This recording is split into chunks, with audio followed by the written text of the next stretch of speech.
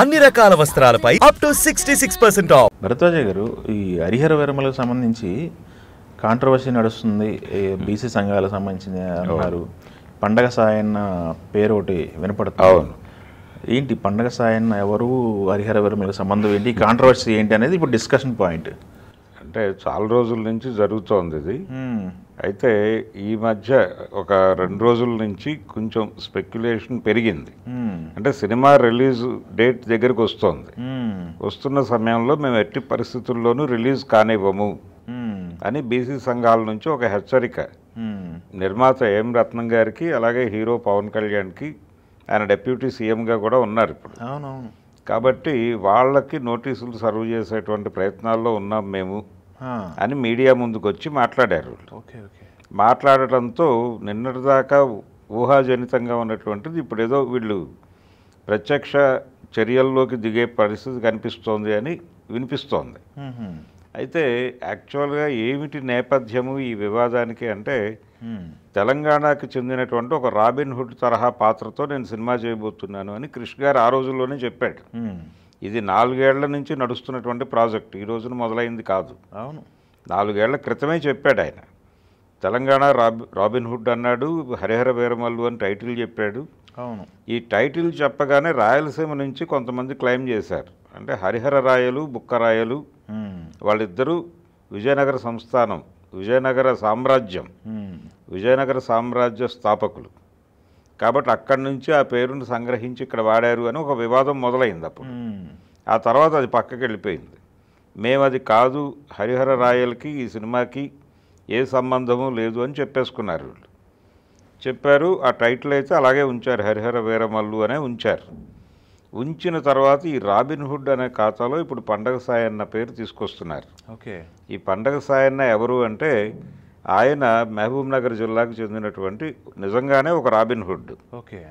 అయితే నిజాం నవాబు ఆ ప్రాంతంలో ఆ సమయంలో దొరల పెత్తందారీతనానికి వ్యతిరేకంగా తనదైన పద్ధతిలో ఒకవైపు ప్యారలల్గా కమ్యూనిస్ట్ పార్టీ నాయకత్వంలో సాయుధ పోరాటం జరిగింది. దానికంటే ముందు ఈ దొరల పెత్తందారీతనానికి వ్యతిరేకంగా జనాలకు రక్షకుడిగా వ్యవహరించినటువంటి ఒక చరిత్ర ఉంది ఆయనకి. ఓకే. అయితే ఆయన చరిత్రలో భాగంగా, ఆయన గురించి చెప్పుకోవడంలో భాగంగా అనేక విషయాలు ఆ కథకి జోడింపుగా మారాయి. అంటే ఇది ఎవరికైనా జరుగుతుంది. అల్లూరి సీతారామరాజుకి జరిగింది. అలాగే సైరా నరసింహారెడ్డి జీవితంలో కూడా అనేక విషయాలు కలుస్తూ వచ్చినాయి. అంటే ప్రజలు ఎప్పుడైతే తమ వాంగ్మయంలో భాగంగా ఆ పాత్రను తీసుకుంటారో, తీసుకున్న తర్వాత అనేక విషయాలు దానిలో జోడింపుకు గురవుతాయి. అలా ఇప్పుడు పండగ సాయన్న అనేటువంటి పాత్ర తెలంగాణ సాంస్కృతిక చరిత్రలో భాగమైపోయినటువంటి పాత్ర. ఓకే. ఆ పాత్ర నుంచి కొన్ని ఎలిమెంట్స్ ఏమైనా తీసుకుని దీనిలో వాడుతున్నారా అనేది ఒక అనుమానం. దానికి సంబంధించినటువంటి ఒక క్లారిఫికేషన్ అడుగుతున్నారు వాళ్ళు. ఆ క్లారిఫికేషన్ ఇచ్చేస్తే అయిపోతుంది. అయితే ఇక్కడ ప్రధానంగా మనకు కనిపించేది ఏంటంటే, ఇది నిజాం నవాబుకు వ్యతిరేకంగా జరిగినటువంటి పోరాటం. కానీ వాళ్ళు చెప్తున్నటువంటి హరిహర వీరమల్లు కాలం ఎప్పటిది? ఆయన గోల్కొండ నవాబుల కాలం నాటి గొడవ అది. గోల్కొండ నవాబుల కాలం నాటి గొడవ అని చెప్పాడు క్రిష్. కానీ ఈ ట్రైలర్లో ఒక డైలాగ్ ఉంది. ఆ ట్రైలర్లో డైలాగ్ ఏంటంటే, ఢిల్లీ నవాబుకు బానిస గోల్కొండ నవాబు అని ఒక డైలాగ్ ఉంది. అయితే నిజానికి ఆ రోజున గోల్కొండ నవాబులు కూడా ఢిల్లీ నవాబులకి బానిసలుగా లేరు. ఓకే. ఓకే. వీళ్ళిద్దరి మధ్య ఒక గొడవ నడుస్తోంది.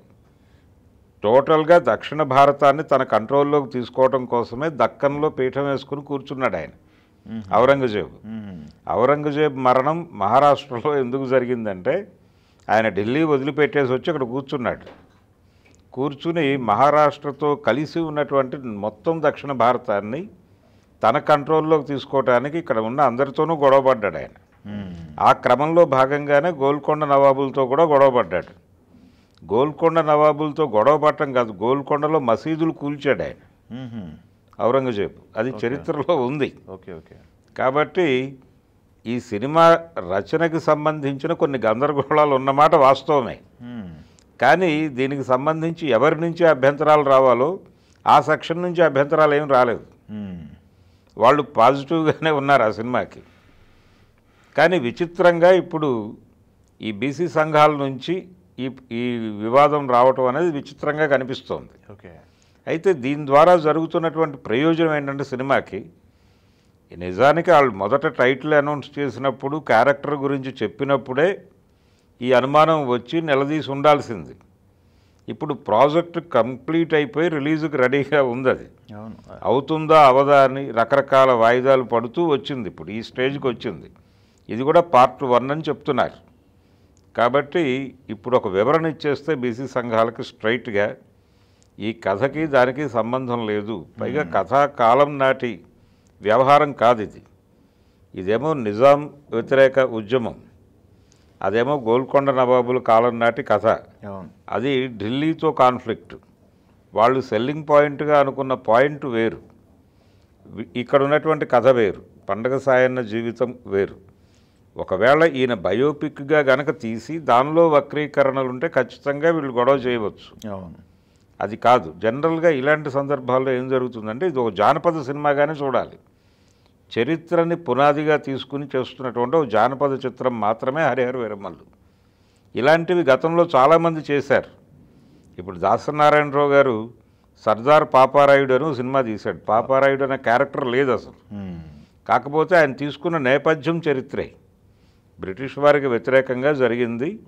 ఒక వినోబా భావేని పోలినటువంటి ఒక పాత్ర ఉంటుంది. వినోబా భావే ప్లస్ గాంధీ వాళ్ళిద్దరిని కలిపి ఒక పాత్ర తయారు చేసి గుమ్మడి గారితో పోషింపజేశాడు ఆయన. అంటే అహింసావాదానికి ప్రతినిధిగా ఒక క్యారెక్టర్ని, హింసావాదానికి ప్రతినిధిగా ఒక క్యారెక్టర్ని పెట్టి ఆ 2 క్యారెక్టర్ల మధ్య కాన్ఫ్లిక్ట్ నడుపుకుంటూ వెళ్ళాడు. ఆ సమయంలో కూడా ఇక్కడ సర్వాయి పాపడు అనేటువంటి ఒక తెలంగాణ వీరుడు ఉన్నాడు. ఈయన జీవితంలో నుంచి ఆయన ఏదైనా ఎలిమెంట్స్ తీసుకున్నాడా అని ఒక గొడవ జరిగింది అప్పుడు. అలాగే జగ్గయ్య గారు సభాష్ పాపన్నాను సినిమా తీశాడు. అది కూడా ఈ సర్వాయి పాపడి కథలో నుంచి తీసుకున్న ఎలిమెంట్స్ ఏమో అని గొడవ ఇప్పటికీ ఉంది. కానీ అది కాదు. అది ఒక ఇంగ్లీషు సినిమా ప్రేరణతో తీసిన సినిమా. సర్దార్ పాపారాయుడేమో హిస్టారికల్ ఫిక్షన్. అది క్రాంతి కుమార్ గారు చెప్పిన ఐడియాని దాసరి గారు కొంచెం డెవలప్ చేసి సినిమా తీశాడు. కాబట్టి ఇది కూడా అలాంటిదే. హరిహర వీరమల్లు కూడా అలాంటి ఒక కల్పిత, అంటే చారిత్రక నేపథ్యం తీసుకున్నటువంటి ఒక కల్పిత గాథ. అంతవరకే చూడాలి దాన్ని. ఒకవేళ ఆ సినిమాకి సంబంధించినటువంటి వక్రీకరణలు ఉన్నమాట వాస్తవమే. చూద్దాం రిలీజ్ తర్వాత అసలు ఏముందో తెలియదు ఇంకా. దానికి అప్పుడే ట్రైలర్ మీద మనకి కొన్ని ఇబ్బందికరమైన అంశాలు దొరికాయి. కానీ దాని మీద మాట్లాడాల్సినటువంటి చరిత్రకారులు ఎవరో మాట్లాడట్లేదు, వదిలేశారు. అది ఫిక్షన్, దాని గురించి ఎందుకు అంతే కదా అని వదిలిపెట్టేశారు. సినిమా రిలీజ్ తర్వాత ఏదన్నా వస్తే మాట్లాడుకోవడం ఓకే, కానీ ట్రైలర్ రిలీజ్ తర్వాత అదొక గొడవ ఉంది దాని మీద. ఓకే. కాబట్టి ఇది ఈ ఏరియాలో వచ్చినటువంటి కథ అయితే కాదు. ఓకే. అందుకని ఒక అనవసరమైన వివాదం. దీని మీద ఒక క్లారిఫికేషన్, అది పవన్ కళ్యాణ్ నుంచి వస్తుందా లేకపోతే ఏం రత్నం గారే ఒక ప్రెస్ మీట్ పెట్టి చెప్తాడా అనేది ఒక క్లారిఫికేషన్ ఇస్తే సెట్ అయిపోతుంది.